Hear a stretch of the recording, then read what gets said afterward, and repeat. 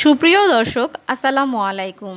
সকলকে জানাচ্ছি রমজান মোবারক। যে যেখান থেকে আমার ভিডিওটি দেখছেন সবাইকে স্বাগতম। আজ তৈরি করে দেখাবো ভীষণ মজার একটি ডেজার্ট। মাত্র হাফ লিটার দুধ আর ছোট সাইজের 3টি কলা দিয়ে আমি মজাদার ডেজার্টটি তৈরি করে দেখিয়েছি। ভীষণই মজাদার এই ডেজার্টটি। খুবই অল্প সময়ের মধ্যে এই ডেজার্টটি তৈরি করে খাওয়া যায় এবং দেখতেও যে কতটা সুন্দর লাগছে সেটা কিন্তু আপনারা দেখে নিশ্চয়ই বুঝতে পারছেন যে এটা দেখতে কতটা সুন্দর এবং লোভনীয় হয়েছে। খেতেও কিন্তু অনেক বেশি মজার হয়ে থাকে।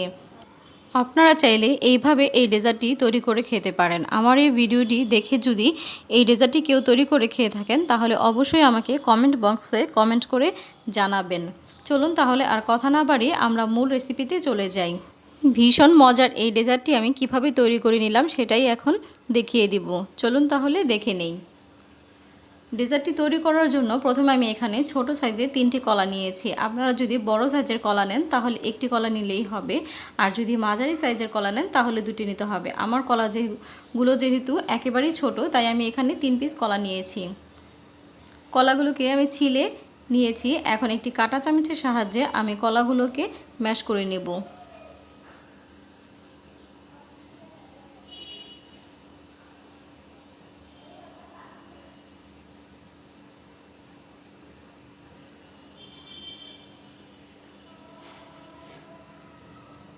খুব ভালো করে আমি কলাগুলোকে ম্যাশ করে নেব।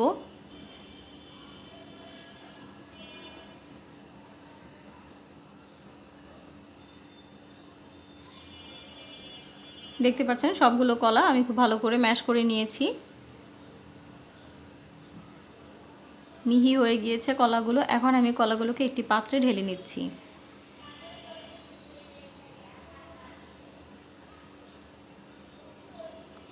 এখন এর মধ্যে আমি হাফ লিটার দুধ দিয়ে দিব। আমি এখানে প্যাকেটের দুধ ব্যবহার করেছি, আপনারা চাইলে এখানে গরুর দুধও দিতে পারেন।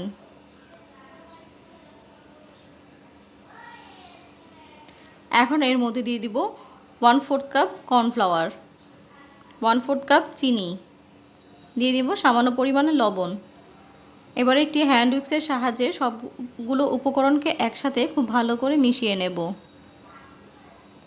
চুলার আঁচটা কিন্তু এই পর্যায়ে ধরিয়ে দেব মেশানো হয়ে গেলে, এবং জাল দিতে থাকবো এটা ঘন হওয়া পর্যন্ত। দেখতেই পাচ্ছেন এটা কিন্তু ঘন হয়ে গিয়েছে অনেকটা। অনবরত নাড়তেই থাকতে হবে, তা না হলে কিন্তু আবার দলা পেকে যেতে পারে।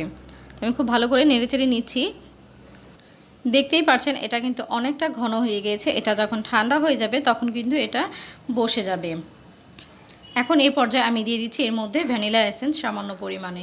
ভ্যানিলা এসেন্স দিলে এর ভিতর থেকে একটা সুন্দর ভ্যানিলা এসেন্সের ফ্লেভার আসবে। আপনারা চাইলে নাও দিতে পারেন, যেহেতু এটার ভিতরে কলা আছে, কলার কিন্তু একটা নিজস্ব ফ্লেভার আছে।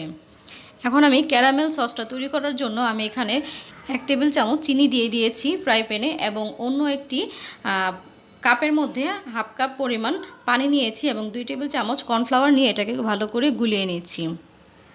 এখন চিনিটাকে আমরা গলিয়ে ক্যারামেল তৈরি করে নেব। চুলার আঁচটাই কিন্তু কমানো থাকবে।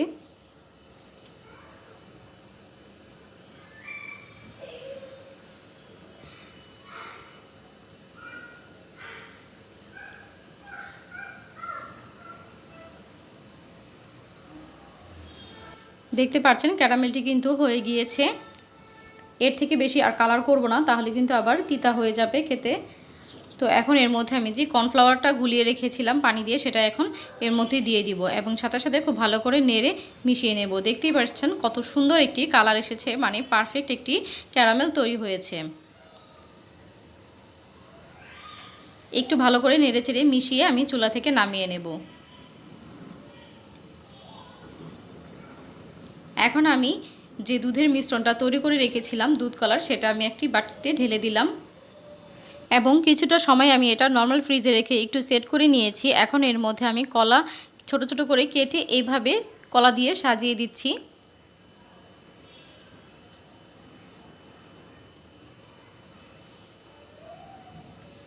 এখন এর মধ্যে আমি যে ক্যারামেল সসটা তৈরি করে রেখেছিলাম সেটি দিয়ে দিব।